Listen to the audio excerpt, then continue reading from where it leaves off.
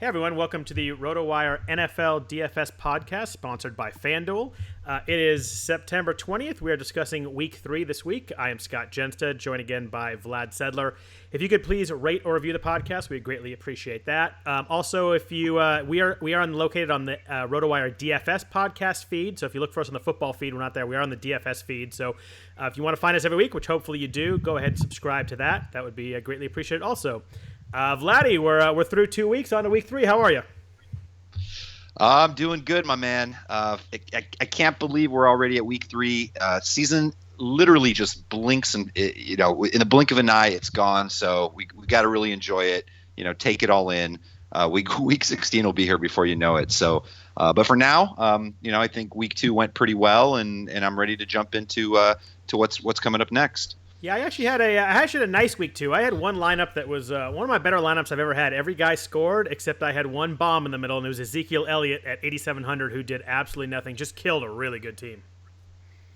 Yeah, you know what? I actually ended up having a profitable week as well. Pretty good overall.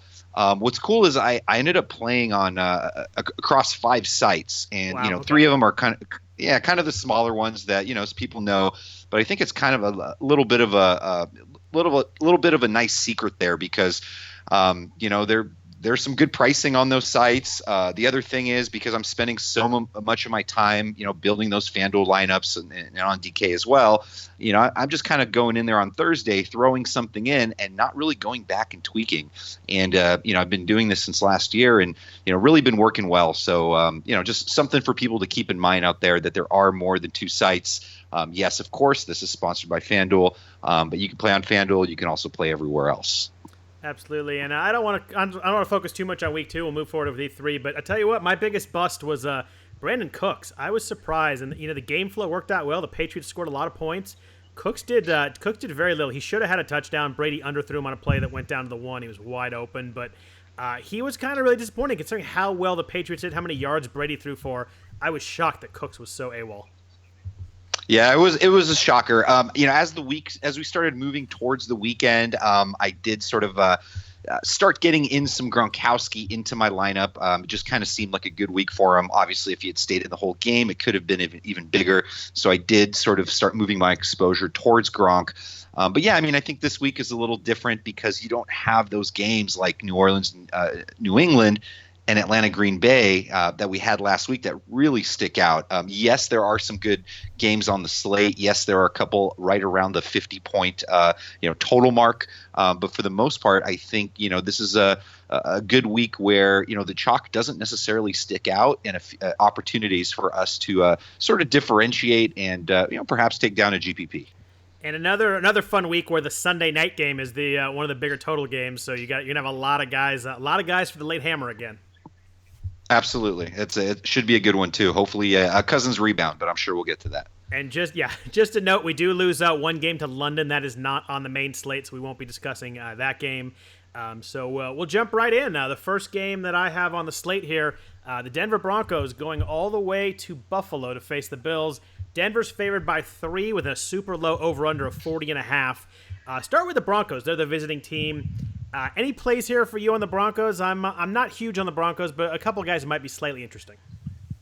No, you've got a really low total here. I do expect somewhat of a defensive game, not too high-paced.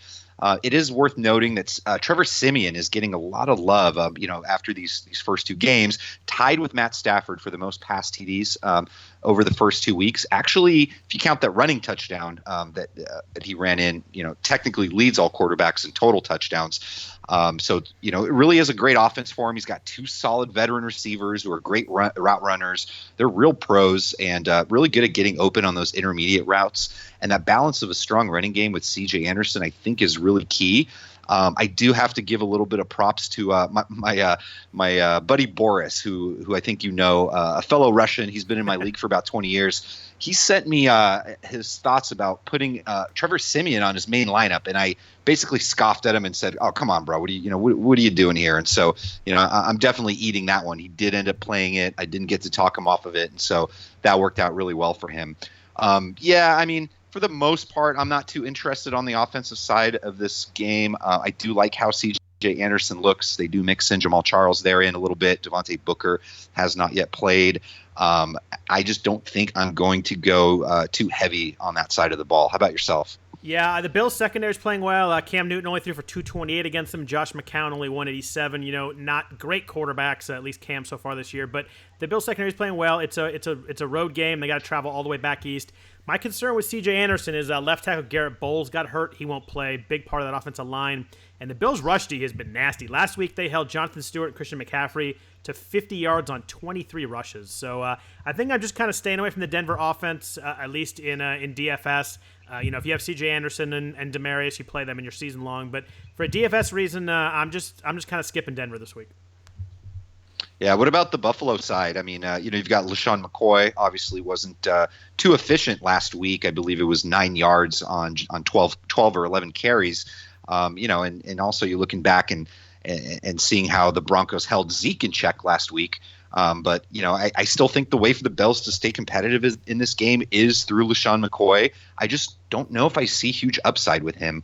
I think those the corners and the slot corner, Harris, Talib, and Roby should be able to contain Buffalo's wide receivers in this one, and that possibly Denver's going to game plan again to try to stop McCoy like they did Zeke last week. Yeah, I think that the Panthers kind of showed that roadmap last week. They just put a bunch of guys in the box, stop Shady, and you kind of make Tyrod Taylor the beach. He just doesn't have the weapons to do that anymore. The Denver D held Dak Prescott to 238 passing yards on 50 attempts. They held Rivers to 192 yards. No way I'm playing Tyrod Taylor, even with the rush yards this week. And LaShawn McCoy aggravated that the wrist for the second time. I'm worried that he gets one hit and he might leave early. We're getting this game out of the way first, over under 40.5. I'm pretty much kind of fading this game altogether. Maybe a C.J. Anderson or two in a GPP, but not really much I like in this game. Yeah, and I think that there are a lot of potential DSTs that we can play this week. That you could potentially go Denver, but again, this is not a home game for them, so it's not necessarily an ideal spot. Yeah, so let's move on to the next game. We'll move on to a game that's a little more fun, a little more action. That's the New Orleans Saints at the Carolina Panthers. Carolina's actually favored by 6. Says a lot about New Orleans, how they've looked the first couple weeks. Over/under is 48. Start on the visiting side. Drew Brees is 8,400 on FanDuel. Seems a little too expensive for me on the road against a pretty good defense. Yeah, I mean, on the New Orleans side, I think I definitely am interested in a Brees Michael Thomas combo. Especially if we have a scenario where they're trailing and passing in the second half, as we might assume. Brees has been really sharp. He's completed nearly 66% of his passes through the first 2 games. Worth noting, last year in the one home game against Carolina, he threw for 425 yards and 4 touchdowns. In the road game, he threw for 285 yards and 1 touchdown, I believe, there. But yeah, I mean, it's definitely interesting. We'd like to see, Willie Snead back, but he's not going to be back for another week. Kobe Fleener should probably pick up a little bit of the slack there, as well as Brandon Coleman. So, in general, even Mark Ingram is a guy where, with Alvin Kamara, the rookie, getting into the action there. I actually have a couple of spots in my season longs. Of course, that's a whole nother podcast altogether, where I may not necessarily even be playing Mark Ingram in this one. I greatly appreciate you bringing up the home game against Carolina in Magical Week 6 last year. That was a wonderful day. I agree with you on Brees. I think that I just don't like to play him at the price when he's on the road. His road home splits are just so dramatic, and he doesn't get priced down that much when he's on the road. The guy I really like in this matchup is Michael Thomas. You mentioned him a little bit. I don't think I'll be stacking him with Brees, but I think I'll be playing him by himself. I think I like the heavy volume. I don't love the receivers other than Thomas right now. Ted Ginn's dropping balls. Fleener's been good, but there's just not. Brandon Coleman had a good game last week, but Thomas is clearly the guy. 18 targets through the first couple of weeks, 10 receptions. I think he'll be low percentage this week. We'll get into it as we get the slate. There's a lot of guys in this range. He's 7,500. They're going to be heavily owned. A.J. Green's one of them. I think Thomas is an excellent pivot off Green. If you want to avoid the high percentage on Green, I think Thomas is going to be sneaky. I think he's going to be low percentage. I don't really trust the Carolina cornerbacks. They've faced pretty weak competition so far with the Bills and the 49ers. Pierre Garçon did have a good game against him. Marquise Goodwin dropped a 50-yarder. Could have looked a lot different. I think Michael Thomas at 7,500 is really interesting as a guy that's going to be under the radar this week. Yeah, I like that play. Especially, you're not going to hear a lot about him, but you'll definitely see some ownership. Probably going to come in under 10%. I would say pretty easily. In general, I would love if this game was in New Orleans. They'll have that opportunity later on in the season. But the Panthers are much more. They're a pretty solid, well balanced team. Best way to attack is really hoping that the game flow goes in Carolina's favor and having Breeze throw the ball a lot in the second half, and trying to catch up, kind of like last week. What are your thoughts with Cam Newton? Because personally, I'd use a healthy Cam Newton in this matchup in a heartbeat. But man, he's just been so inaccurate since last year. He's dealing with his ankle, with an ankle injury, shoulder problems. I think I'm going to have some Cam exposure. Most likely a little bit more so in GPPs. I don't think I can use him in cash this week. And also, I think Kelvin is missed practice on Wednesday. We did see Devin Funchess see 7 targets last week, and Greg Olsen isn't in the picture either. So what do you think of Cam? Yeah, I think Cam's kind of the most polarizing guy this week. You've got, when you look at the matchup side, it's as good as it gets. The Saints have given up 783 yards in 2 games, 6 touchdowns through the air. So it's tough. It's a prime matchup, but he looks bad. He's rusty. He didn't play all the preseason. He's, like you said, his shoulder's hurt, his knees hurt. I mean, he's missed 2 or 3 wide open touchdowns so far. I watched a lot of his week 1 game. They were playing the 49ers. If anybody doesn't know, I'm a 49er fan, so I watched a lot of that game.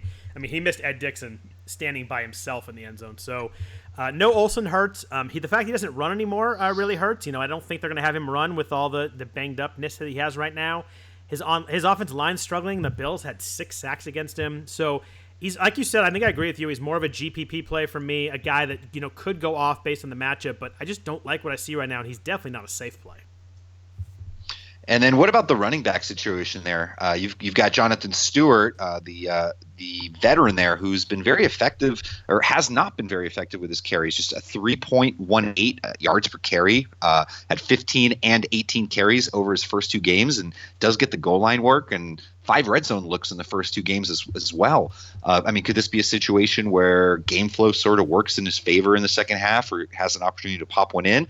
And in the same vein, what about your boy, Stanford Golden Boy, Christian McCaffrey, who, basically a lot of talk this week about him sort of going down between the tackles a little too easily, and perhaps the Panthers not using him correctly.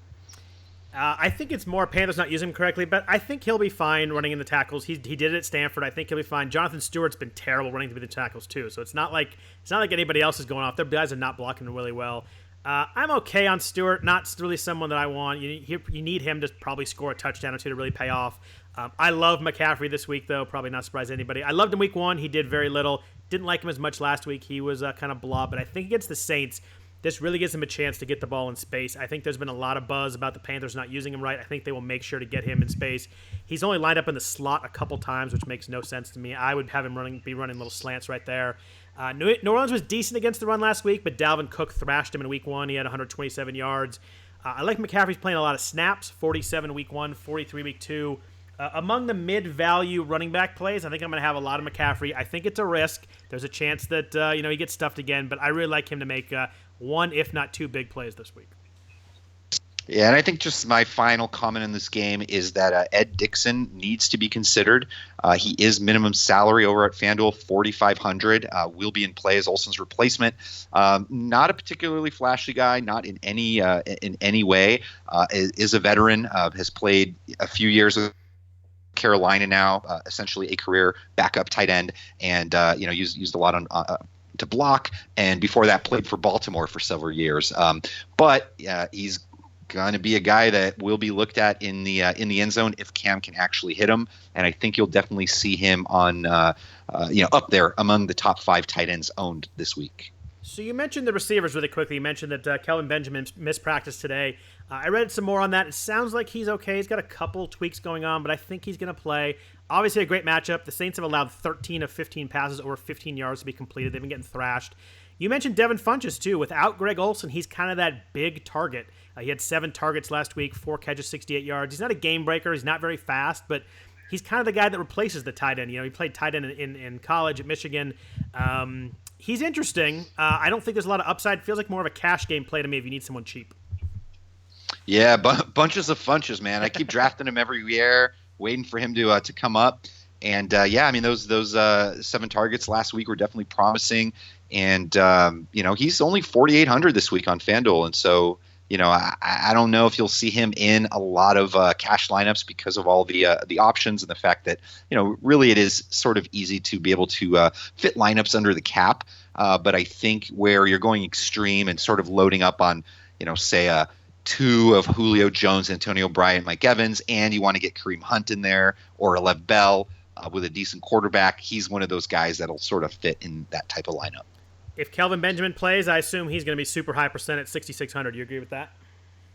I do. I think he'll be probably among the top 8 to 10 owned. Yeah, I mean, Stephon Diggs, Adam Thielen, and Chris Hogan have all gone off against the Saints. I just think that if he plays, he's healthy, he's good to go. You got to think a touchdown is like the absolute floor. What we got next? Next, let's move out to Soldier Field. We've got the Steelers and the Bears. Interesting cross-conference matchup here. Steelers are favored by 7.5. Obviously, a different team on the road. They're not as good on the road, but they still favored by 7.5. Over-under is 45.5. Start with the road team, the Steelers. Ben Roethlisberger, he's 8,000 this week on FanDuel. I kind of fall on him like I do with Breeze. I just don't see a reason to pay up for him. He's so much better at home. It's a good matchup. They're going to score some points. I just don't think it's worth paying up to 8,000 for him. Yeah, I think there's just too many quarterbacks that I'm interested in that range. Of course, there's always the road game narrative. Obviously, if this game was in Pittsburgh, you'd probably have a huge 2-touchdown spread most likely. But in general, I don't really see how the Bears, with that decrepit offense and possibly without Jordan Howard, is really going to be able to hang with Pittsburgh. I do think Pittsburgh crushes them in this one, and perhaps it is a chance where Ben isn't really going to have to throw a lot in the second half. That is an interesting theory because it comes to my favorite play of the week. I've been off him the first 2 weeks. I am fully on Le'Veon Bell this week. The price is down to 8,700. He played 68 snaps last week, up from 43 the week before. I kind of look at he needed 1 game to get acclimated to the game speed and football shape, then a game to shake off the rust. Now it's time to unleash Le'Veon. The Bears did hold Devontae Freeman well in week 1, but Jaquiz Rodgers got 6-7 yards and a touchdown against him. Peyton Barber had 10 carries, 47 yards. The game flow should be good for Le'Veon. Like I said, the price is down. He was in the 9,000s the first 2 weeks. Now he's down to 8,700. I love Bell this week. I think he finally breaks out. The price is down. The game flow's perfect. It's a nice kind of outdoors game for me. You can really grind it out. Love Le'Veon this week. He's going to be kind of the core for a lot of my lineups. Yeah, and the other thing is, I do think that we'll see him probably as the 4th or 5th highest owned running back on FanDuel this week. Yeah, and especially because obviously the chalk fail last couple of weeks, or last week obviously he wasn't chalk, but especially since Chicago, their run defense has actually done a decent job of containing running backs through the first 2 games, which could be somewhat of a mirage, but only 53 yards combined to Tevin Coleman and Devontae Freeman in week 1. And though Quiz did get into the end zone last week, he only had 67 yards. And so, I don't think there's really any way that, people are going to feel comfortable, or at least, the casual player, clicking on Bell's name over a Kareem Hunt simply because of recency bias. And so I'm on board with you, man. I'm all over Bell this week. It is worth noting that, for season-long owners, and I did tweet this the other day, if he doesn't come through this week, they're going to be scared because the following 3 matchups, and though Le'Veon Bell is technically matchup proof, he gets to face the Ravens at Baltimore, home against Jacksonville, and at Kansas City, 3 tough defenses. Absolutely. What do you do with the receivers with Pittsburgh then? We talked about how Ben on the road is not as good, but Antonio Brown's kind of matchup proof and home road proof. He obviously went off in week 1. He's 9,000 though. He's tough. He's awesome. He can go off anytime, but 9,000 on the road is tough when they could be running the ball a lot in the second half. 11 targets per game though. They kind of forced stuff to him last week. It felt like he and Xavier Rhodes were trying to have a battle, and they kept forcing the ball to him. What do you do with Brown this week? I mean, obviously he's a guy that can go off anytime, but fully priced. Yeah, he's fully priced. It's going to be Emma Kumara, who I think is going to be playing, along with Marcus Cooper, the cornerbacks. They're tangoing with Brown and Martavis. They did allow Mike Evans to catch 7 of 9 targets for 94 yards last week. And Julio basically caught 5 balls for 108 yards in his sleep the prior week. I do know that, the Bears secondary does try to harness the big plays, and, they allow plenty of that underneath stuff, which is where, Brown can really burn them. I do like Brown. Unfortunately, I'm going to kind of be in that position where I'm going to be having to choose between him and Le'Veon, even though they're at different positions. They just take up so much of your cap. If I had to pick one, I would probably go with Le'Veon Bell and sort of pay down a little bit on my wide receiver one. Yeah, as we get further in, you'll see I like big running backs and mid-range wide receivers this week. I've kind of built some lineups that way. So I'm the same way on Brown. What about our boy Martavis Bryant? Came up big for us last week. We pumped him pretty hard on the podcast, and he came up big. Had one big catch and also a short touchdown catch. Only 4 targets, but he's one of those guys that he only needs 1 or 2 targets to hit it big. Where do you follow Martavis this week at 6,500?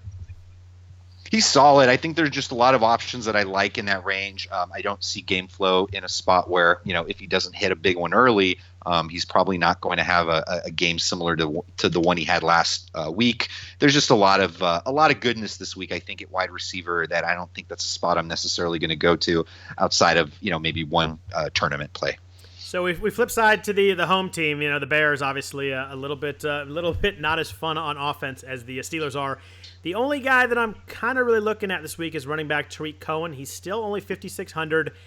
He struggled last week. Running the ball, he wasn't effective. He was 7 carries for 13 yards, but it's those targets. He has 21 targets through the first 2 weeks. In a PPR format, he's been fantastic. I mean, he's catching the ball a ton. He had 8 catches last week. Only 55 yards, so real football-wise, he was actually pretty poor last week. But if you PPR, he's been pretty good. Are you jumping on Cohen at 5,600 this week? I wouldn't say jumping. I'm definitely intrigued. I don't think we'll necessarily see that high of ownership with him this week, unless Jordan Howard is declared out of the game. Right. But it is obviously it's a good spot, but I think it's a place where, Jordan Howard may actually, because of his injury, sort of play second fiddle to him again this week if he is active. You mentioned 21 targets through the first 2 games, leads all running backs in targets by a lot. I believe Melvin Gordon is next with 14.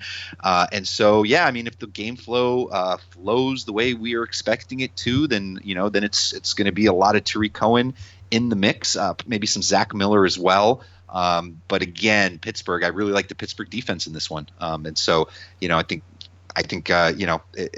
it's not necessarily a spot that I'm going to go out of my way for Tariq Cohen. Fair enough. No point in spending too much time on the Bears offense. Move on to a really interesting game. The Atlanta Falcons visit Detroit against the Lions. Atlanta is -3 in this game as a road favorite. Over-under of 50. We have our first of 2 games with an over-under of more than 50 points. Starting with Atlanta, where do you kind of think the offense is coming from on their side? Man, I love this game in general for DFS purposes. I think it's going to be one of the highest targeted games on the slate. Matchup between 2 great quarterbacks. Actually, Stafford might be sort of this year's season-long version of Matt Ryan, a guy who's been around for a while, but sort of is drafted as a QB2 in season-long leagues, and puts up one of those potential QB3 or 4 overall seasons, and just really out-earns his season-long draft value. I think both Ryan and Stafford are both cash game viable. Freeman and Coleman, they're always tough to choose between. Obviously, they're at different price points. Freeman's a little bit more expensive. Not many people were on him last week, and obviously he went off and had a nice little game. I usually prefer to target Freeman in home games. We're going to probably see a little bit of Darius Slay on Julio Jones. But I like Julio this week. I think he eats. I don't think we've quite seen what we were promised with the Sarkisian offense, where Julio is just going to be, peppered with targets in the red zone. I'd love to see it. I'm hoping week 3 is that first spot. Yeah, I'm going to be watching the injury report close in this game. I love Jarrad Davis, who plays middle linebacker for the Lions. He was all over the field on Monday night, but then he got a concussion. So a lot depends if he can play. I think if he can play, they can really shut down the run game. I mean, they shut down David Johnson week 1. He had 11 carries for 23 yards before he had his injury when he hurt his wrist. If Davis can play, I'm not really focusing on the Atlanta running backs. If he doesn't, though, I think that frees up a lot of space. I might start to move to Devontae Freeman a little bit. It's still indoors. I like Freeman on turf. He's going to be on turf in this game. So a lot of it comes down to if Davis plays for me. Yeah, what about the Detroit side? You've got Theo Riddick, who I think is going to be a popular target this week because people who are in the know that you attack with running backs against the Falcons, ones that catch passes, that is. Tariq Cohen, 8 for 47 in the first week. Ty Montgomery, 7 receptions for 75 yards. So Riddick's caught 9 of 10 passes in his last 2 weeks. He's only 5,600 on FanDuel. Probably a little bit of a stronger play over on DK for 5,100, but I think he's someone that might be considered for cash game lineups this week. Yeah, I usually don't play a lot of kind of the third down pass catching backs in FanDuel with the half point PPR. You're so game flow dependent; it's got to work out for them to get that action. But Riddick is one of those guys that he's always playing. He and Amir Abdullah kind of split snaps, so they usually get about the same number of snaps. They were, I think, 29 and 28 or 28 and 27 this last week. So I'm okay on Riddick. I just don't. I don't love his upside to score a couple times. I don't love his upside to put up a bunch of yards. Most of his upside is catching the ball and getting a bunch of PPR points. Probably not a play for me on FanDuel. On a full PPR side, I might be more interested. What about Abdullah? Definitely he looked better on Monday Night Football. Everybody is basically calling for him to be hung basically as a fantasy player. Ran for 87 yards, looked sharp. Is he somebody you're considering this week? He is. He's only 6,100. I thought he looked really good last week. Like you said, he had 86 yards on Monday night. He also had a couple plays that came back. He had one screen pass and one run that were both really nice. That both came back on holding penalties. He'll be very low percentage, kind of a GPP flyer. The interesting part is Vic Beasley's probably not going to play. He's going to be out for the Falcons. He's their stud linebacker. Abdullah feels ready to break a couple long ones. He's kind of almost got there. He had a 35-yard run on Monday night that he almost broke for a longer touchdown. And like you said, Atlanta's struggled to cover running backs out of the backfield. I think he might catch a couple passes too. I know Riddick is the main pass catcher there, but I think Abdullah might catch a couple balls too. He's a GPP guy for me. If I'm going cheap at running back at 6,100, he's someone that I'm going to look at. Yeah, sounds good to me. What about tight end in this game? Eric Ebron, he seems like he's finally fully healthy. He caught 5 of 5 targets on Monday night, 42 yards and a touchdown. Atlanta's corners are pretty good, so I'm probably not going to play too much Golden Tate, too much Marvin Jones. But Stafford may really look to rely on Eric Ebron kind of in the middle or kind of checkdowns. Martellus Bennett was really active against the Falcons last week, but he dropped 3 or 4 passes, kind of missed out in a big game. Where do you fall on Ebron at 5,200? He's solid. Obviously, I think we're going to start to see his salary bump up a little bit over the next couple of weeks. He was very active last week, caught all 5 of his targets for 42 yards and a touchdown. The previous week, not as only accumulated 9 yards against Arizona. He's just sort of in that glut with a lot of potential options there. Jack Doyle, Jared Cook, Charles Clay, if he's healthy and playing, even Julius Thomas and Kyle Rudolph is depressed. His price is only 5,400. So a lot of guys in that range that we're just going to absolutely have to nail. I do think because of, the high total in this game and the fact that Eric Ebron is a part of this offense, I definitely has to be considered. So one more sneaky guy in this game that we kind of skipped over, Mohamed Sanu, 5,400 on FanDuel. 15 targets the first 2 weeks. He had 9 targets last week. Like we said, could be a high-scoring game. Darius Slay, might be on Julio Jones a bunch. I think Sanu's a little bit sneaky. If you need to really save with that third receiver, 5,400 is pretty cheap for a guy who's been really active lately. No, he's solid, and I actually played him in one of the tournament teams that Nice. Ended up cashing last week. That's a good play last week. Yeah, worked out over on the other site, but 85 yards last week. Really never know when those games are going to come, but a lot of times when Julio is covered and the running backs aren't as active, Sanu is definitely one of those guys. Very well priced, 5,400. Probably not somebody I'm going to go crazy after this week, but definitely somebody that deserves our attention. So before we move on to the next game, a quick note from our sponsor, FanDuel. Fantasy football fans, the wait is over. Football is back. We're now in week 3, which means FanDuel is back. FanDuel is fantasy football for everyday fans. You have new contests starting every week. No busted seasons. If you took David Johnson, that doesn't hurt you in FanDuel. You just get someone new next week. There's something for everyone. Lots of contests to choose from, starting at just $1. Obviously, every sport, too. There's football, baseball, basketball's about to start, hockey's about to start, golf's still going on. Just pick a contest, choose your team, and watch your score in real time. always a lot of fun. In my season-long leagues, I didn't have a lot of Aaron Rodgers, and I was able to play a bunch of him last week. So, it really adds to your excitement watching the games. There have been over 2.5 million players who have won a cash prize playing on FanDuel. Take advantage of our special offer for new users. Sign up today at FanDuel.com/RW. That's RW. You'll get a free 6-month RotoWire subscription plus a free entry into the NFL Sunday Million, which offers more than $1 million in cash prizes with your first deposit on FanDuel. Just visit FanDuel.com/RW for that special offer. Void where prohibited. So, Vlad, we moved from a couple games that are really fun. We hit the last couple games to a game that only an over-under of 40. We got the Cleveland Browns visiting the Indianapolis Colts. Not really a game that's going to be on many main TVs for people that have multiple TVs. The Browns are actually favored on the road by 1.5, believe it or not. I was going to say, when was the last time that I started digging in, and I think it might take me a while to figure out, how many decades ago that the Browns were favorites on the road. It's definitely been a while. And I think I'm actually do have a little bit of interest in this game. I'm most interested in that pharmaceutical sounding combo of Kaiser Higgins. I think it's a nice cheap little GPP combo to be able to fit in some studs around there. Kaiser missed part of last game, had a migraine that he says is hereditary. Obviously was intercepted 3 times, but that just wasn't a good spot. Many people weren't on him, but they did play him in week 1 for his basically his NFL debut, and it worked out for people in cash. I think it will be interesting, especially with now Corey Coleman, unfortunately, out for a while. Rashard Higgins stepping up. Only 5,100 on FanDuel. I do believe he's going to be popular. Do think we'll see him in some cash game lineups this week. 11 targets last week, and I think he'll be the primary beneficiary with Coleman out, and the fact that Britt just essentially really looks lost and hasn't really been able to establish a rapport with him. Higgins is not necessarily impressive speed-wise, ran a 4.64 40, but he's 6'1", 196, has a nice catch radius. Think he'll probably see some red zone targets this week. What do you think about him? You think he could be one of those chalk busts, or do you like him? I'm going to be the wet blanket on this one. I don't really like Kaiser this week. He's 6,900, so he's cheap, but not that cheap.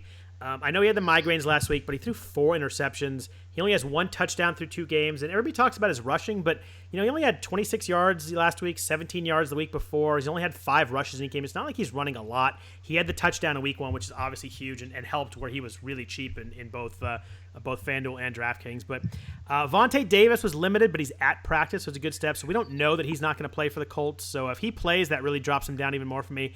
I'm just not seeing it for FanDuel. There's so many quarterbacks, and you've got to hit on your quarterback. I'm one of the few that doesn't like Kaiser this week.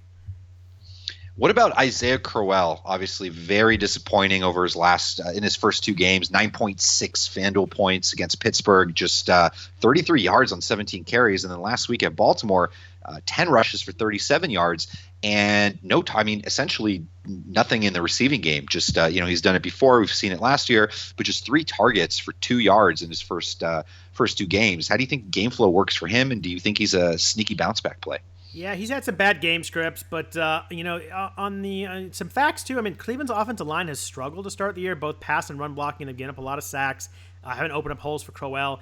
Indy's kind of been sneaky good against the run. We talk about how bad their pass defense is, and it has been bad, giving up a lot of yards. But Todd Gurley was 19 rushes for 40 yards. Kerwin Williams was 9 for 22.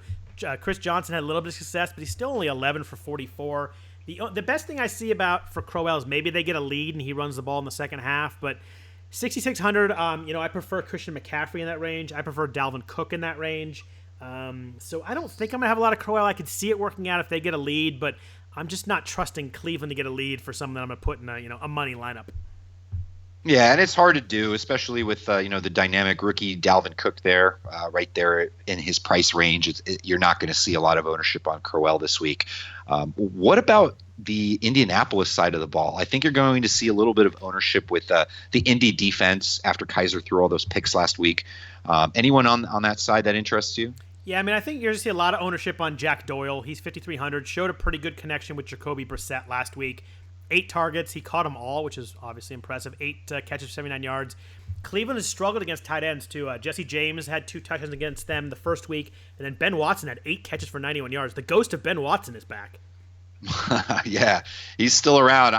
I'm still waiting. I'm still not dropping my Nick Boyle share in the Scott Fish Bowl, so we'll see. An injury will hopefully not occur, but it seems to plague him wherever he goes. So if you're gonna go really really sneaky, T.Y. Hilton is down to 6,700. I mean, this is a guy that when healthy and when Andrew Luck's playing as a second-round pick, I know he struggled badly without Luck, but 6,700. He's had some really tough cornerback matchups to start the first 2 weeks. He does have 13 targets on 106 yards, so he hasn't been horrendous. Any interest in Hilton as a super, super low percentage GPP flyer this week? I'm going to have some Hilton only because I think that there's going to be some craziness where, the $1 million winning lineup is going to have a Colts player on there, whether it's him or Moncrief catches a couple of touchdowns for 80 yards, or or Jack Doyle just does his work like he does every week. Just sort of the sneaky feeling. Ty Hilton is all but forgotten with no Andrew Luck. I think Jacoby Brissett. Thank goodness that they got him in over Scott Tolzien, because at least he is serviceable. And so, yeah, I mean, I'm not going to go crazy over it. Not going to have a lot of exposure to the Colts side of the ball, but the all but forgotten T.Y. Hilton, definitely want to have a couple of shares. So moving on to our next matchup, there's actually no line set in this matchup yet due to Sam Bradford being questionable. It's the Tampa Bay Buccaneers, who looked really good in their first game last week, at the Minnesota Vikings. Looking at Tampa first, Jameis Winston, 7,400. The Minnesota D is tough, especially tough at home usually. I don't have any issue with Winston this week. I don't dislike him, but just not someone that I'm targeting. Yeah, so not only am I not targeting him, in a couple of season longs, and sorry for people that, just tune in for DFS, you have to hear a little bit of the season long. A couple leagues where I have, a good alternate option, I may not even go with Winston in my season longs. I just kind of, I think that the offense plays a little conservatively. Obviously I think Minnesota defense is a tough matchup. The 1 week link there, I believe, is, and unfortunately everyone else is on it as well, is I really like Deshaun Jackson in this matchup, only 6,400. Damn, everybody's on that? Yeah, you know me, man. When I say everyone, it's like 10 people on DFS Twitter. But it's just a really good spot for him against Trey Wayans, who's really the weak link of that secondary. Obviously got burned by Martavis last week. Over and over, and Cousins is throwing the ball to him. It's just hasn't really worked out. We know Deshaun Jackson is one of the fastest guys in the league, even in his, elevated age. And it's going to connect at some point this week. And I think this might be the spot. I love D-Jack this week. I think he's one of those guys that, everybody looks at the stats and it's not going to show up. If you watch the game on TV, he just missed a long touchdown in the first quarter. He just missed a deep ball in the second quarter, just overthrown that he was open. And a third quarter, he had another deep attempt where he kind of got turned around. I love the fact moving to this week that he didn't catch any of those. He was only 3 for 39. Everybody's going to see the 7 targets, but not really dig into it. And I think that at 6,400, I think he will get lost a little bit with Kelvin Benjamin and Devontae Adams being highly owned at 6,800, 6,600. I think D-Jack's going to be a little sneakier than you do. He's one of my favorite GPP plays this week. When they're throwing 3 deep balls to him the first game, they really want to get him involved. Xavier Rhodes going to be on Mike Evans. The Vikings are also they'll probably shade a safety over there to help out a little bit too. I think D-Jack hits a big one this week, and I wouldn't be surprised if he hit 2 big ones this week. So my only questions are you're telling me that he had like 3,000 air yards last week, and secondly, that you're the only person that calls him D-Jack when the rest of us call him D-Jacks. But it's cool, man. I like it. I didn't actually think about that. I guess I think I write D-Jacks, but I say D-Jack. I don't know. So what about the Vikings? So much of the Vikings depends on Sam Bradford. He's day-to-day, had limited practice. They said he's feeling a little bit better, but he didn't look good in warm-up, so I expect him not to play. But I think he's one of those guys that Sunday morning you have to side on the Vikings offense. Let's just say he does play. Is there anybody you like if he does play?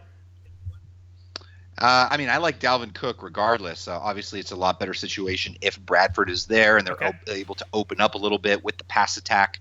But obviously, he's still underpriced there at 6,500. Latavius Murray is all but forgotten. Even Jerick McKinnon is not really in the mix. I love him. He's going to get a heavy workload regardless. We're just, sort of hoping that, that they don't, are using him the whole game.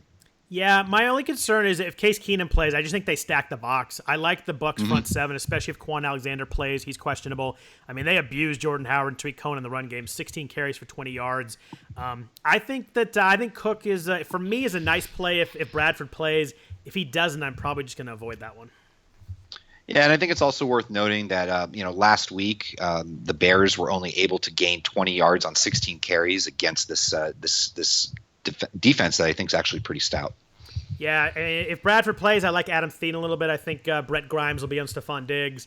Kendall Wright was big last week out of the slot against the Bucs, so he had a lot of catches, and Adam Thielen's a way better player right now than Kendall Wright is. So I think Adam Thielen's really interesting if Bradford does play too. I agree with you. What's next on the slate? So next we move to New England, home of the champs. The Houston Texans visit the Patriots. New England's a 13-point favorite in this game, but kind of a low over-under for that big a spread. Over-under 43.5. Obviously, the books do not think that Houston's going to score a lot of points. There's one guy in Houston I think is really interesting and could be really good. Anybody you like on the Texans offense first? Yeah, I mean, to me, and maybe this isn't the same guy you're talking about, but DeAndre Hopkins is really the only guy I want on the Houston side. He already leads the league with 29 targets. And, although Bill Belichick always does his best and oftentimes is successful eliminating the opposing team's top offensive weapon, Pats have just been getting thrashed. Allowed 700 passing yards over the first two games, which is the second worst mark in the league. I think it's perhaps a unit that may get stronger, but actually may not. They lost Logan Ryan in the offseason, one of their cornerbacks, and that secondary really sort of appears to be their Achilles heel early on. Last week, Malcolm Butler actually got benched for Eric Rowe, who then ended up leaving the game with an injury. And so I think they've got some problems there. And even though they know the ball's going to Hopkins, they may not be able to stop him. Yeah, that was the guy I was thinking of too. I agree with you on Belichick taking it away, but I think it's going to be the second half.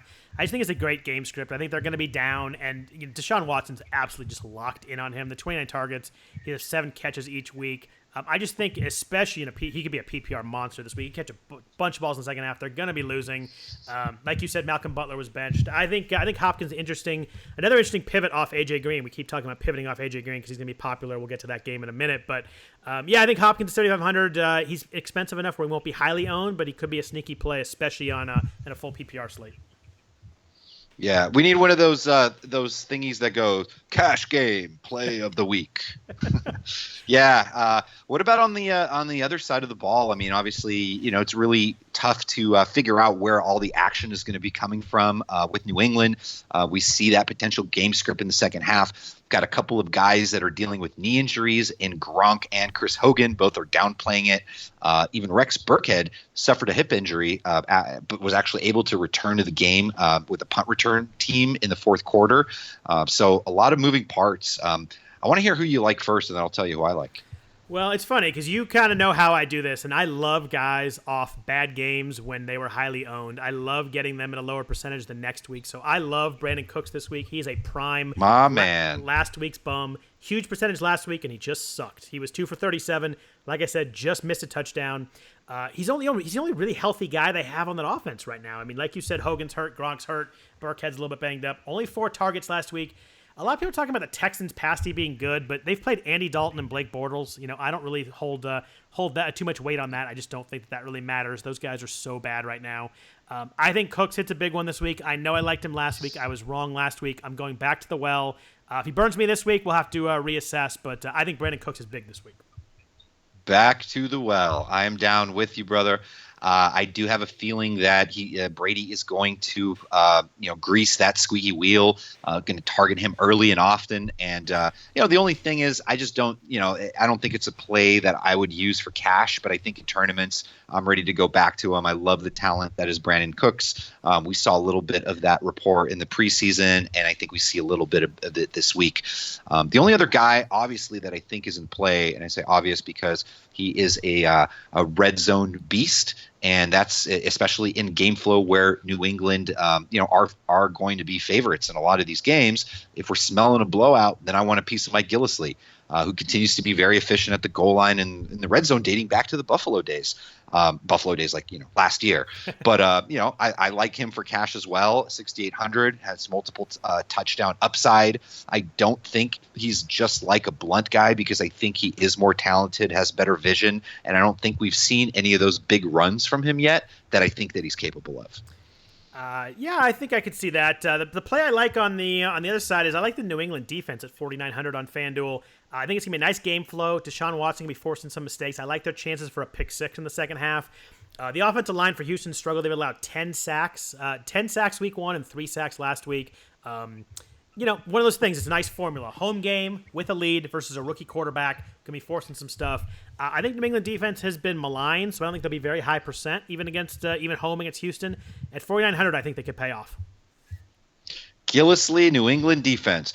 Correlation play. There you go. You really like that loud Max Headroom kind of voice.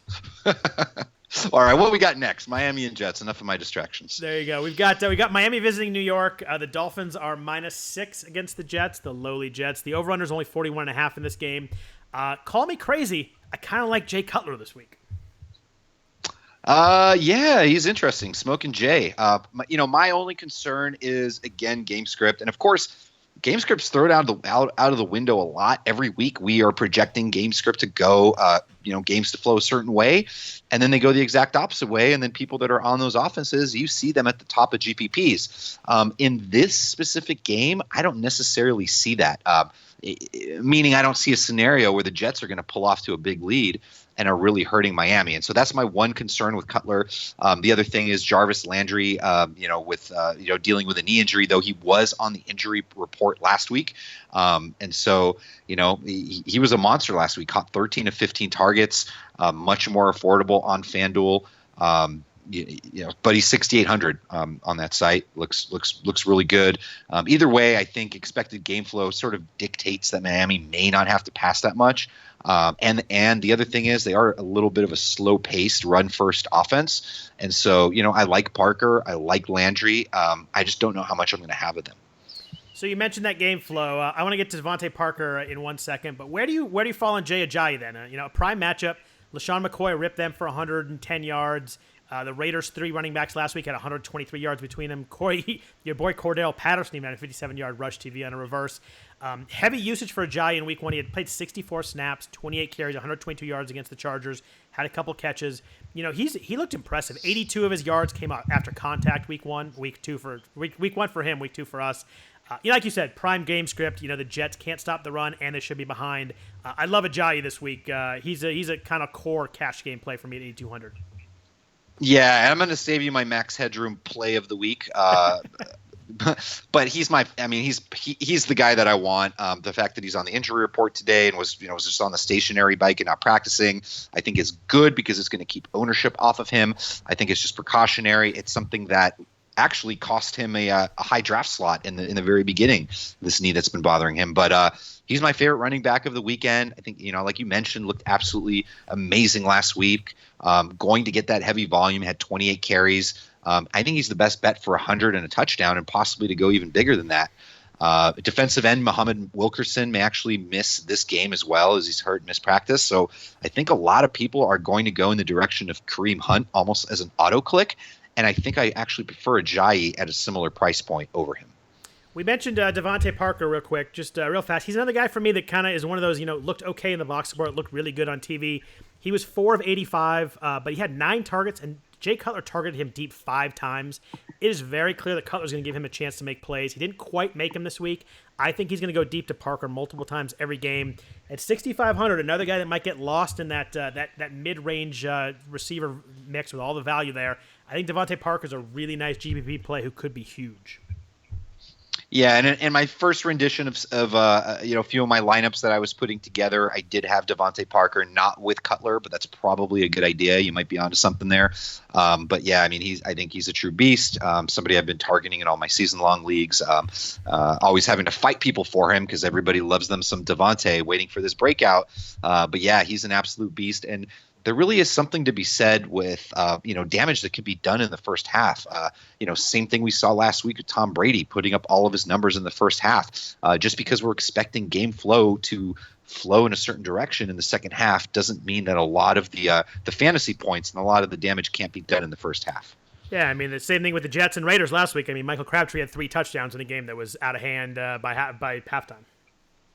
Absolutely. What about the Jets side of the ball? Anybody intrigue you there?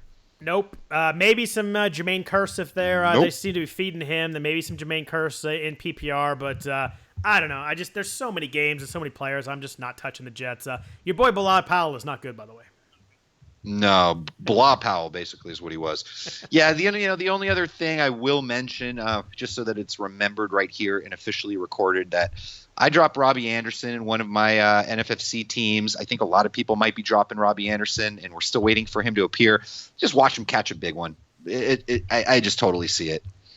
So moving from the AFC East to the NFC East, we have the Jets visiting the Eagles. Eagles are a 6-point favorite. The Giants. I said the Jets. The Giants have looked terrible so far. Eli's looked bad. The running backs, Paul Perkins looks terrible. The only guy that I even yeah, exactly.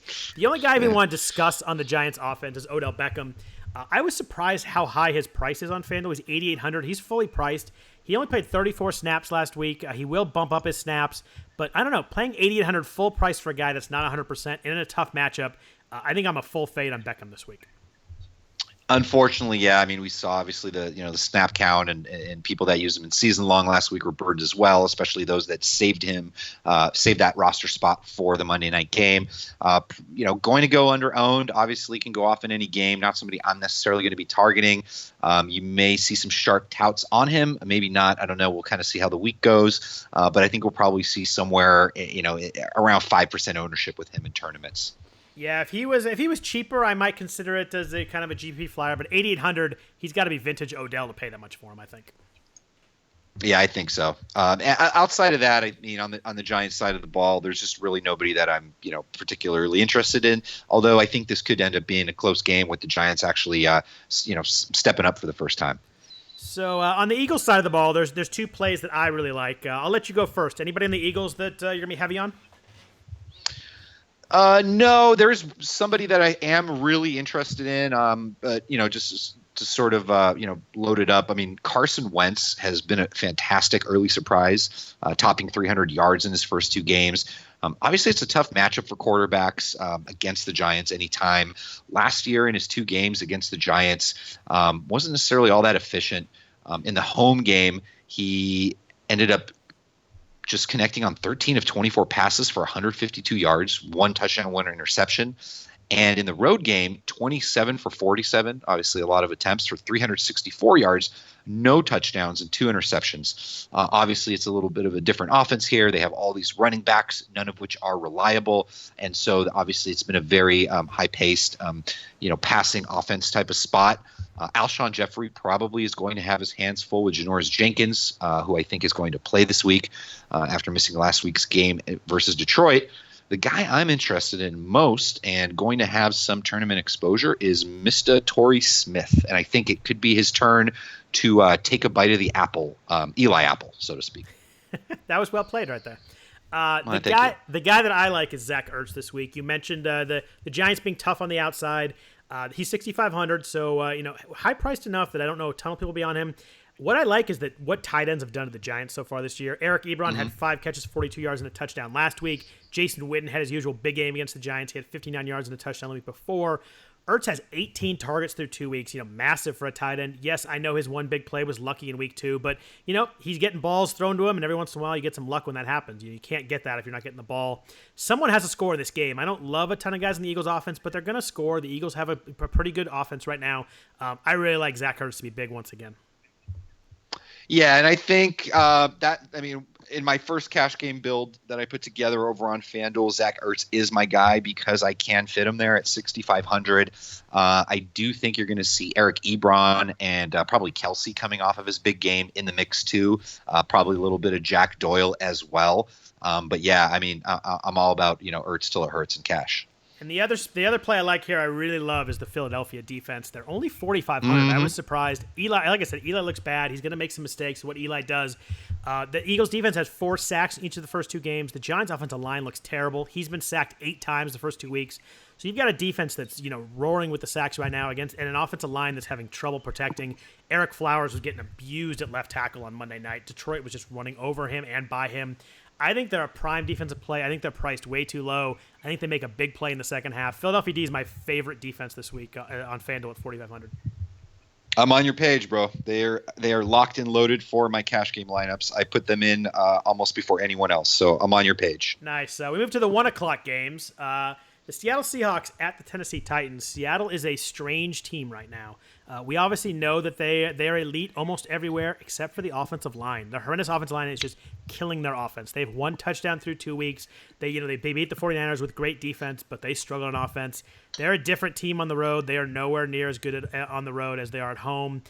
So what do you do with Seattle this week? They have so many talented guys on offense, but the offensive line is just killing him. So what do you do? I think you might like Russell Wilson more than I do this week. Yeah, and so the thing is, I'm heavily loaded with Russell Wilson on my season-long teams, my high-stakes ones. I'm not panicking. The thing is, I have to be able to separate what's really going on and DFS and the money that I'm putting in there from my season-long. Must absolutely be separated. Nevertheless, call me crazy, I kind of like Russell Wilson a little bit in this one. Won't dare touch him in cash because of that offensive line, which isn't just bad. I mean, it's like historically bad. And I do think the key here is that Russ is a threat with his legs. And I think he could help out his passing numbers with, potentially 50 to 70 rushing yards, maybe a rush TD. I just don't think that the Tennessee defense is really that strong. And it could be a spot for Russ to actually sort of put up, after 2 disappointing outings. So it's funny. You and I were talking during the game, the Niners-Seahawks game, and the Niners took the lead. And I said, Wilson's now going to just take over, run the ball, and do Russell Wilson things. And he kind of just did that. I just don't know if he can do that for a whole game. When it's one drive, he can run and scramble and be crazy, but you can't do that for a whole game. He had 30 passes last week for 198 yards. Does have 74 rushing yards between the 2 games, but he's under 200 yards the first 2 weeks. Russell Wilson is supremely talented. He has Doug Baldwin. They got some good players there. I don't know. I'm not seeing it like you are. He's so good that he could break out, but I don't know. That offensive line is so bad that I'm just not playing him this week. Yeah, and I think if anything, it's going to be a thing where, if I've got 10 lineups going, I'm going to do just one where I put together a Wilson, Baldwin, and Lockett stack. If P. Rich is out of the game, I know he dealt with a dislocated finger last week. I think he should be okay, but I like the way that Lockett is getting a little bit more involved as he's recovering from that gruesome injury last year. And so, just something I'm not going heavy on. Not necessarily a game I want to target too much with so many other good ones out there. But just, something I'm interested in there to throw in to try to win $1 million bucks.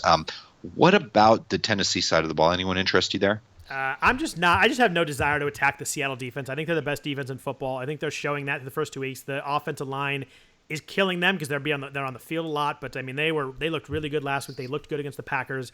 DeMarco Murray's banged up, so I'm just not going to mess with that. It could be him, it could be Derrick Henry. I'm not messing with Mariota or the receivers. The only play I like on Tennessee, and it's only a little bit because I still trust Russell Wilson a little bit, is I like the Tennessee. Can I guess? I like the Tennessee defense. Seattle's lacked 6 sacks already. Their offensive line is a huge problem. I think Tennessee defense just has a decent floor. They're going to get 3 or 4 sacks. The only thing is that Seattle doesn't turn the ball over a ton. Wilson's usually pretty good about that. So Tennessee D is really cheap. They're 4,300. They're more of a super big tournament GPP flyer for me. I don't think a lot of people will be on them against the Seahawks, but at 4,300 they're cheap. If you really need to save money, you love your lineup and you can't get it anywhere else, then you can go down to Tennessee. I just like Philadelphia at 200 more, so much more that's the way I'm going to go. Yeah, and that's funny. I thought you were going to go with your boy Delaney Walker, who's obviously really reliable. Put up at least 60 yards in each of his first 2 games. Corey Davis is going to be inactive for this one. And Rashard Matthews and Eric Decker actually tied for the team's most red zone looks so far with 3 apiece, though Decker has pretty much been invisible. I do think that if DeMarco Murray's hamstring injury keeps him out of this game, you're going to see some people sort of attack against the wall with Derrick Henry just because they're excited to get a little bit of Derrick Henry action and finally and an opportunity to start. And so not a play that's necessarily advisable by me and probably not by Scott. But it is worth noting, it is a very small sample, but against Seattle, opposing running backs are averaging 5.2 yards a carry, which is the league's fourth worst mark. Again, just 2 games, but perhaps it's opening up to something bigger, that if there's any spot to attack, it's that. I doubt it. I'm just throwing that stat out there for you. Yeah, I mean, I talked about Seattle's defense, how good they are, but Carlos Hyde looked fantastic against them last week. There's no denying that. Absolutely. So I think in a nutshell, just not a game that we're necessarily going crazy on. Obviously, if you trust Scott a little bit more than me, as you probably should, don't go heavy on Russell Wilson. Just sort of throw him into a GPP lineup if you don't mind burning a few bucks. So moving on to Lambeau Field, the Bengals are visiting Green Bay in the afternoon. Green Bay's favored by 9, over under 44.5. Obviously, the big story this year is that Cincinnati's offense has just been terrible. Them and the Niners have 0 touchdowns on the season, which is hard to do after two full football games. So I'm not trusting Andy Dalton, even against the Green Bay defense that has had trouble in the past, against quarterbacks and receivers. Their pass rush has been better this year. They've been pretty effective so far this year. They put some heat on Matt Ryan last week. Even though Ryan played pretty well against him, they put a lot of heat on Russell Wilson.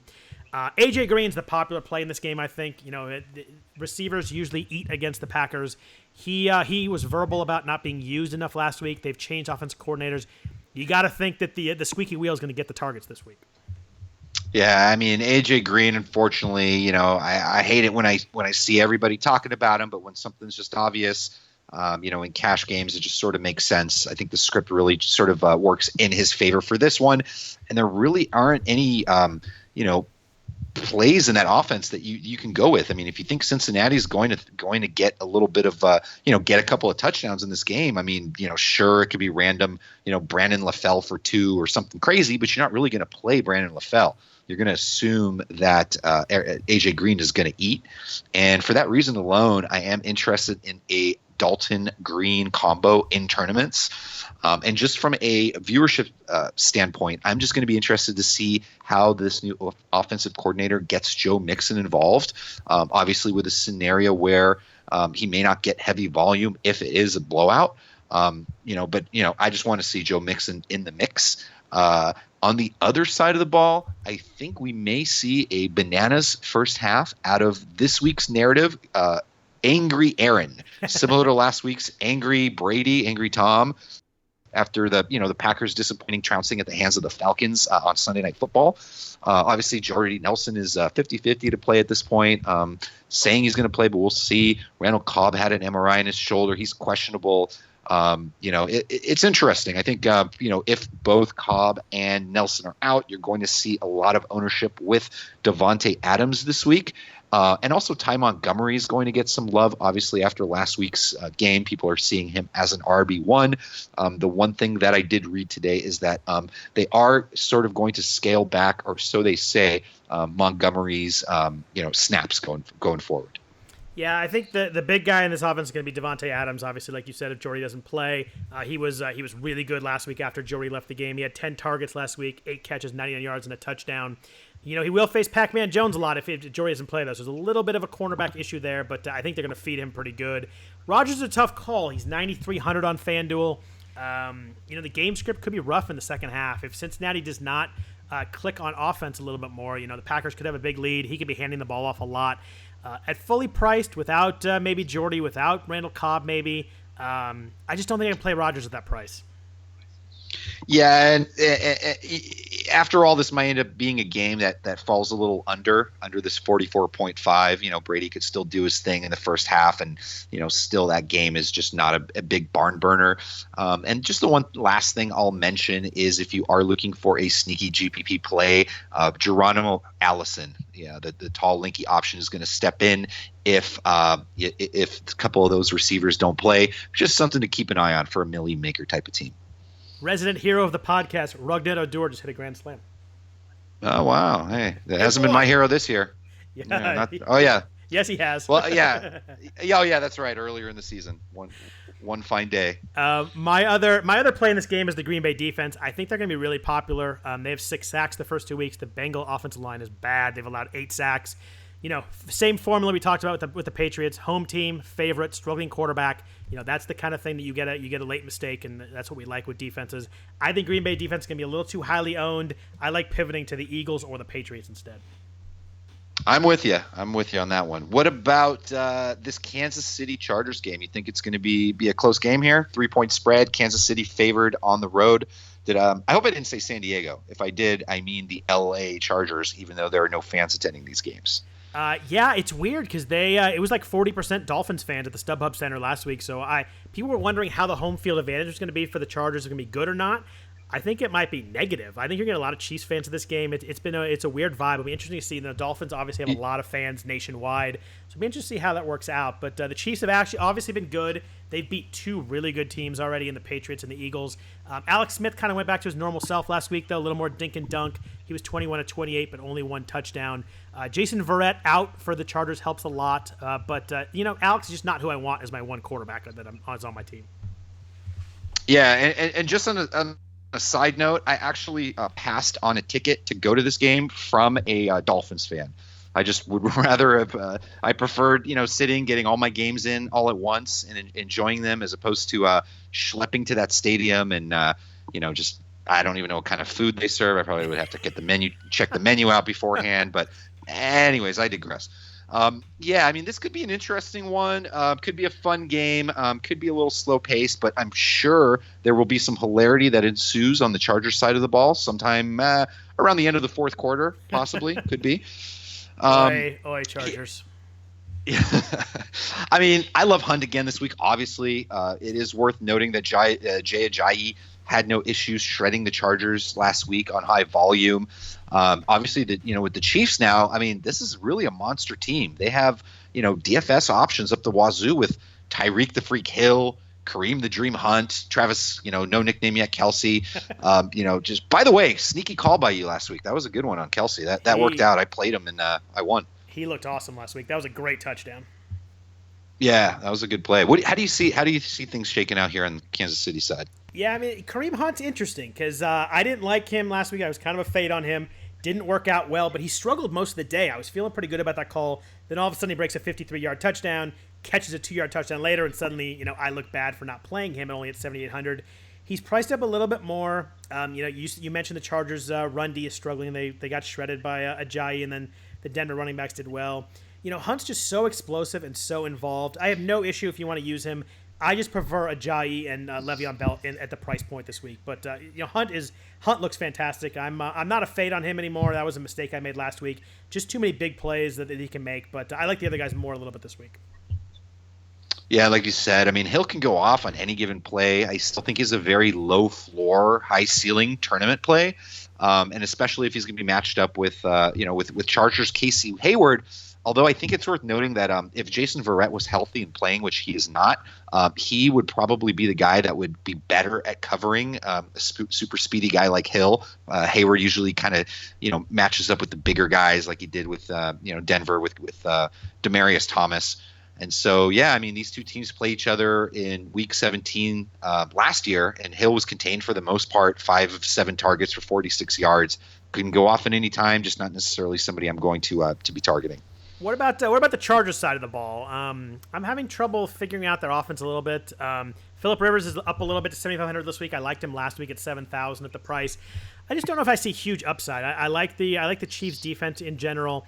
I tell you what, Melvin Gordon, he's 7,600. He's really kind of boring. He gets a lot of volume, but he has not been especially effective. He had 7 catches last week. He has 14 targets on the year. I haven't been impressed by Gordon. He's one of those guys that does well fantasy-wise because of so much volume. Only had 9 carries last week, though, so a little bit less there. I don't know. He just doesn't seem that effective to me.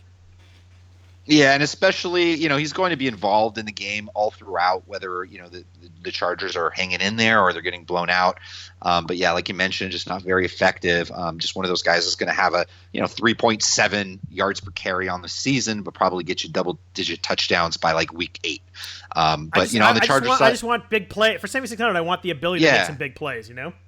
Exactly. And listen, it can happen in any given week. And then what happens is he has one of those and then, everyone jumps to him the following week and he goes back to being inefficient. But hey, that's a football.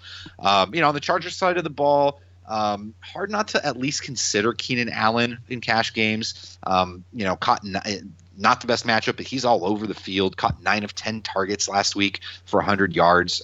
As long as he's healthy, I think he's in play as a cash game viable almost every week. Yeah, I mean, he's only 7,200. He's got 20 targets the first 2 weeks. And like you said, he'll move around enough that Marcus Peters won't be on him all the time. Peters kind of stays on his side. So I think they'll move him around. They'll put him in the slot. I don't think you'll have to worry about it that much. But he's just so heavily targeted. I mean, he's got 9 for 100 last week. He scored the first week. 7,200 for a cash play. You're going to get volume in that. There's just so much value in that floor. Yeah, I think this is a good segue to our Oakland-Washington game, the Sunday night hammer. Yeah, I mean, another great Sunday night hammer too. We got the Raiders visiting Washington against the Redskins, highest over/under of the week, 54-point over/under. The Raiders are a 3-point favorite, so the kind of perfect game we like. High over/under and a low spread. Could be a shootout back and forth. I'd like to ask you who you like in this game, but tell me who you love in this game because I pretty much like everybody. Yeah, that's sort of the thing, and I'm going to be, me, man. I love these late night games. I kind of risen out of the dead to, compete in a couple of big GPPs last week, kind of stacking up the right guys in last week's Sunday Night Hammer. And so, I just love that puzzle of this game, and so I'm going to be working on it. Sort of off the bat, my first impression is that I think Kirk Cousins steps up at home in this one and finally starts to gel a little bit. Even though I don't think this defense is all that scary. Particularly the secondary. Cousins does have 2 fumbles in each of his first 2 games. And, I think, there are people that are still worrying about the Cousins prior connection. I, for one, am not too worried. And, this is the type of combo that I'd be looking to sort of, buy in on. If this game was not on the late Sunday night game, you probably would have a lot less exposure to Cousins. But I think because it is a Sunday night game, you're going to see his ownership up there among the first 5 or 6 quarterbacks this week. Yeah, I'll hit Washington's offense since you kind of went there. We'll go back to Oakland. But I love Terrell Pryor this week. I know I loved him last week. He was disappointing. Only 4 targets, 2 catches for the 30 yards. But a lot of that was game script. I mean, they were just Rob Kelly and Chris Thompson were just running the ball down the Rams' throat. And they just didn't need to throw the ball. I think this week to keep up with the Raiders, they're going to have to throw the ball. It's going to be a different paced game against the Raiders than it was the Rams. I love Terrell Pryor to break out. He's fired up. He's playing the Raiders. That's the team that drafted him. He's fired up about this matchup. He's been talking about it a lot. I love him. I also like Jamison Crowder a lot. He's down to 5,700. Yep. I really especially like him if Jordan Reed does not play. He has a chest injury, and as we know with Jordan Reed, you just never know he's going to play. But if he's not playing, I like Crowder to get a lot of underneath work. He's been quiet so far, but he finally looked healthy last week. He wasn't healthy week 1. He did look healthy last week, 4 catches, 47 yards. In a PPR format, I love him, and then I like him as a kind of a cash game guy if you know Jordan Reed as a way to save some money and be able to pay up for a couple of expensive running backs. Yeah, and I like the idea of, if you are doing the multiple lineup thing, is just, sort of loading up on this game and not being afraid to use a couple of, pass catching options with Kirk Cousins or even on the other side of the ball. I think it definitely could work out where you're going to see a lot of offense getting, Cousins with Pryor and maybe Crabtree on the other end or Cooper on the other end or including Crowder. So many ways to go with this game. It is worth noting, just sort of pivoting to the running backs, is that Chris Thompson ran in 2 touchdowns last week. Pretty crisp pass catcher. One of them was a long 61-yard run. And with Rob Kelly out, rookie Samaje Perine ended up having 21 carries. So pretty interesting the way that shook out last week. I'm glad you said his name right. I've heard people butcher his name all week, but you nailed it. I almost did, and it just came to me at the last second. Yeah, hey. So what about my boy Derek Carr? You'll be happy to know that on my spreadsheet here, I actually wrote David Carr. I just can't get it out of my head. But Derek Carr, my boy, the guy that I probably liked more than anybody preseason, has been great so far. He had 3 touchdowns last week against the Jets. Very efficient too, 23 of 28. I love him this week in a close game with a high over-under. I love quarterbacks in that spot. I know Josh Norman's great. I get that. But, Carson Wentz played pretty well against them. Even Jared Goff last week had 224 yards on 25 attempts. So, good YPA. Carr has a ton of weapons. Obviously has Amari Cooper, Michael Crabtree. The guy that I like as his weapon is 5,200 at tight end is Jared Cook. Yeah, I did see something about Jared Cook. I don't know if he missed practice, but I think he's got a shoulder or something. But yeah, I mean, a lot of people know, everyone's in the know that Washington is a team to attack with the tight end. And I do think that Cook is going to see top 4 ownership at the position because of that. And the other interesting note is that Crabtree's actually caught up to Amari Cooper in terms of FanDuel salary. They're both exactly 7,700 for the first time, I believe, ever, which is interesting. And especially with, the little knee designation next to Cooper's name over there on FanDuel and Crabtree's big game on, the 3 touchdowns, very little possibility. Actually, I will give you no possibility that Cooper is higher owned than Crabtree this week. It's going to be Crabtree, especially in the Sunday Night Hammer, one of the top 5 owned wide receivers this week. He's not scoring 3 touchdowns again, but could have an absolute solid game. Yeah, and you mentioned tight ends against the Redskins. Just to play that point a little more, Gerald Everett was 3 catches for 95 yards against them in week 2, and Zach Ertz was 8 for 93 in week 1. His tight ends have been killing them, and when Gerald Everett's getting 95 yards, there's something going on there. But so where on Cooper and Crabtree, Josh Norman's obviously the big key in the secondary. Do you have any kind of feel for who he covers? Norman, no. I mean, I know that obviously he does get my primary point is I think the Josh Norman coverage is a little overrated. Okay. I could definitely see him, perhaps sticking to Amari Cooper in this game, but obviously after last week's game, it's hard to ignore Crabtree. The other thing is Brashard Breeland is actually one of the top-rated cornerbacks in the league, and he's been solid dating back to last year.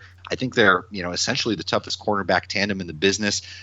So it could be interesting. I don't know if necessarily either of these receivers, Crabtree or Cooper, are going to have that big giant blow up game this week. Yeah, it's a fun game. That over-under 54, you could see a lot of points back and forth. I'm looking forward to this one. It's an interesting game, too, because Washington has been not playing as well as we thought. They did beat the Rams last week, but they looked bad week 1. And the Raiders have kind of been everything that everybody thought. 2 really impressive wins. They smoked the Jets, and a nice win at Tennessee. So a good matchup, fantasy football-wise, DFS football-wise, season-long-wise, and real football-wise. It's a fun, important game. Absolutely. Can't wait for it. So wrapping up real quick, we'll hit position really quick just to kind of talk about our favorite plays. At quarterback, who's your favorite overall play and who's your favorite value play? I would love to say Cam Newton. I'm just afraid that I cannot do that at this moment, at this juncture in time. So I'm going to go with Matthew Stafford as my favorite overall play. All right. Favorite value play, still thinking about Deshaun Kaiser.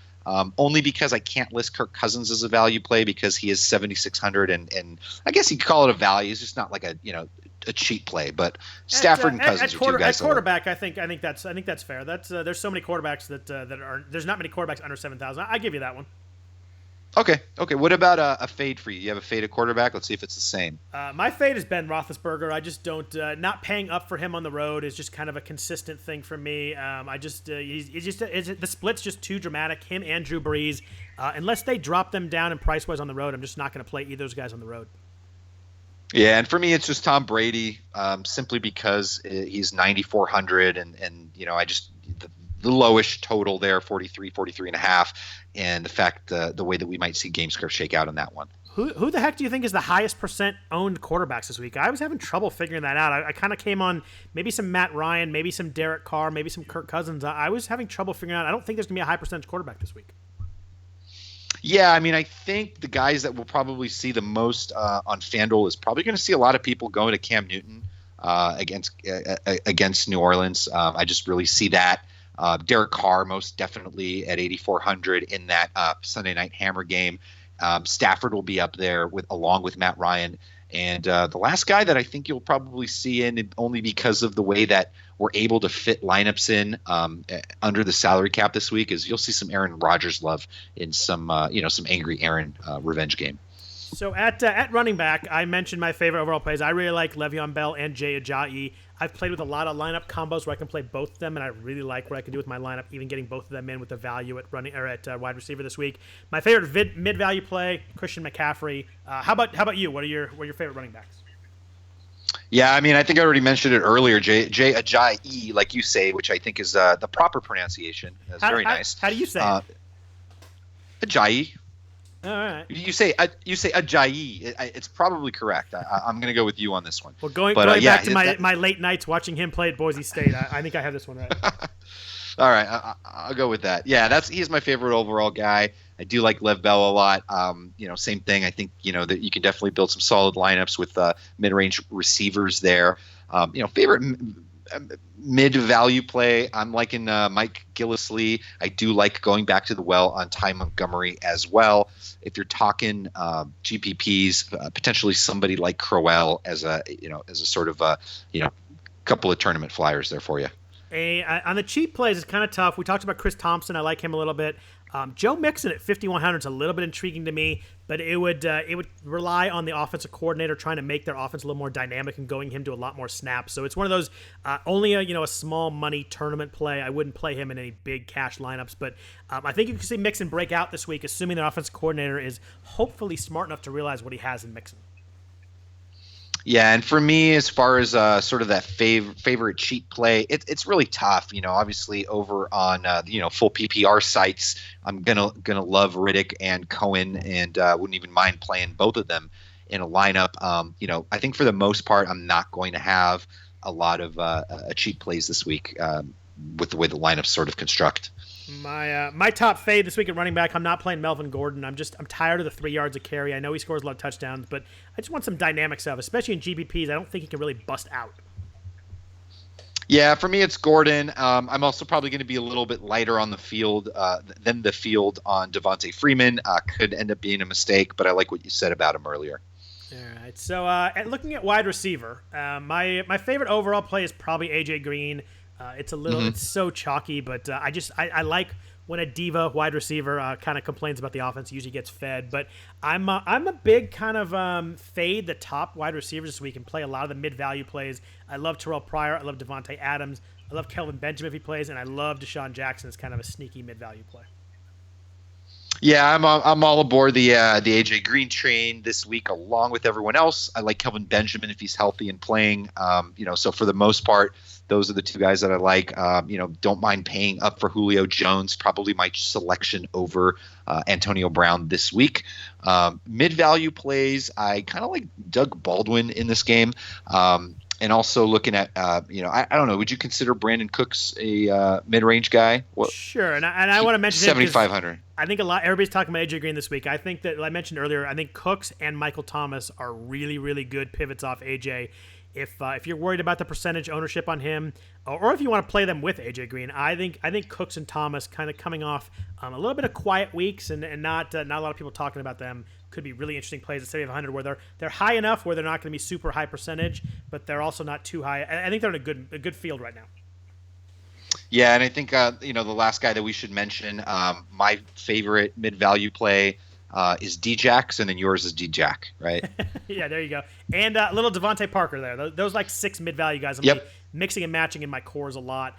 Jamison Crowder is my favorite cheap play. I'm assuming yours is probably Rashard Higgins after you mentioned him earlier.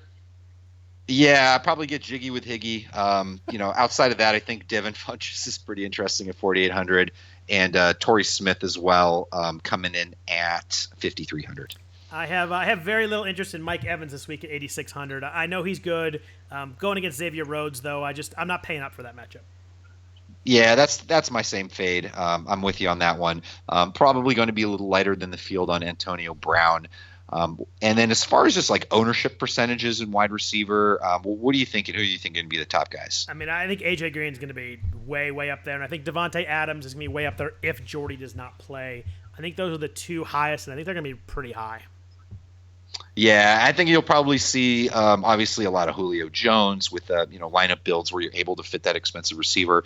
Probably a little bit higher owned than Antonio Brown this week. Outside of that, I think it's going to be really spread out, and it's a really good opportunity for people that are really prepped for the week to be able to take advantage and find that edge to win.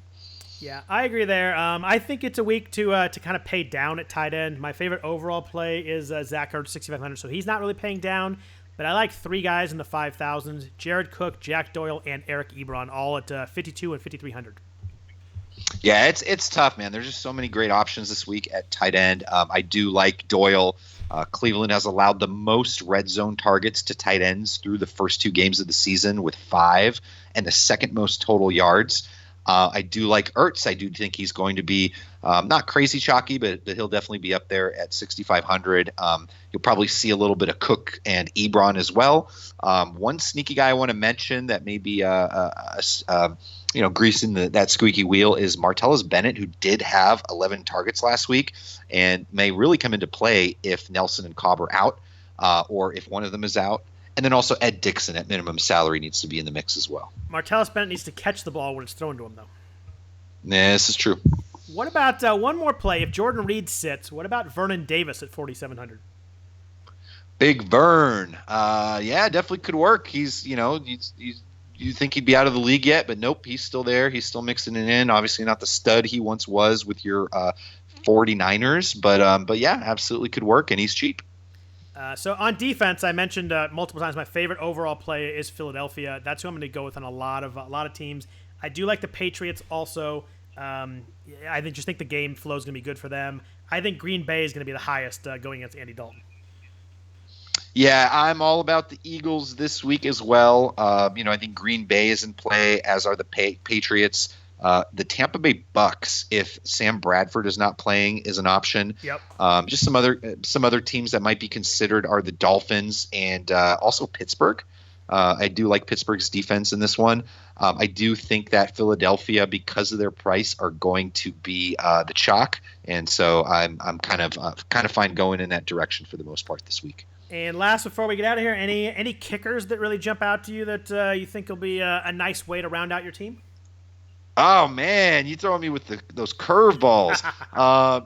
Yeah. I got a couple. You want me to go first? Yeah, I mean, sure, go ahead. I like Matt Prater at home. I just love that he can kick 56 and 58 yarders. That one off the crossbar was awesome this week, by the way. He's home against the Falcons. I like home kickers, high scoring games indoors, so I really like that one. If you wanted to be really sneaky, you want to go 0.2% owned. Zane Gonzalez for the Browns at Indianapolis, indoors in a game with some points. I think the Browns move the ball, but maybe get stopped in the red zone. If you want to really get sneaky, Zane Gonzalez is the way off the wall play this week for me at kicker. Yeah, I can get insane with Zane. That'll work. Yeah, I mean, for me, for the most part, I was interested in Chris Boswell. Picked him up on some season-long teams this week, dropping Lutz because I don't like Lutz's matchup. Won't be playing him. Besides that, the only other guy that sort of sticks out if I'm going really cheap is Jake Elliott for the Eagles at 4,600, who I think is a pretty accurate kicker.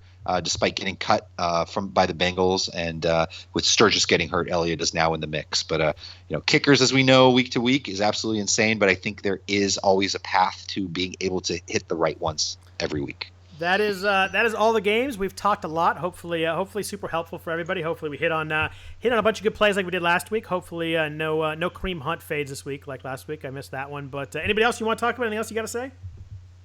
No, just play D-Jack. Let's get it. I like that, D-Jack. But thanks, everybody, for listening to the RotoWire NFL DFS podcast, sponsored by FanDuel. We much appreciate you listening. If you have any questions, comments, you can hit us up on Twitter. I am at Scott Jenstad. Vlad is at RotoGut, RotoGut. If you have any questions or you want anything you want us to discuss on the next week's podcast, feel free to hit us up there. And again, if you could please rate and review the podcast, that'd be greatly appreciated. Thanks again for listening. Hope everybody has a fantastic week 3, and hopefully we get some big GPP wins. So take care, everyone.